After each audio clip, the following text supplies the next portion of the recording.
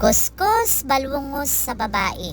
Maraming nagtatanong sa babae kung ano daw ang pinaglalagay niya sa kanyang pagmumukha. Yung babae na yan, marami yang siyang pinaglalagay na arte sa kanyang pagmumukha. Pero huwag kayong maniniwala dyan sa babaeng yan na palagi siyang gumagamit sa ganyan, ha?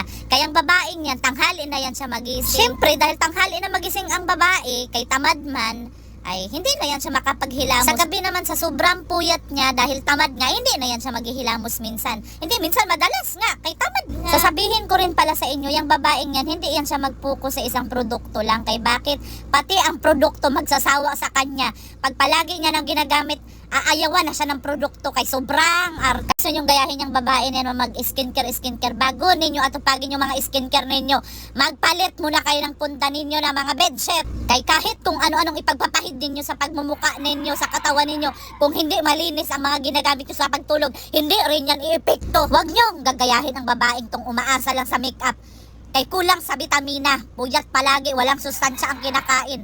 Dapat kakain kayo ng masustansya, ng mga bitamina, para kahit hindi kayo magme-makeup, magaganda pa rin tignan. Magsisipag-inom kayo ng tubig, wag puro kayo melte. Kay kahit ano pang ilagay ninyo sa katawan ninyo, sa pagmumukha ninyo, kung hindi kayo hydrated, hindi yan i-epekto.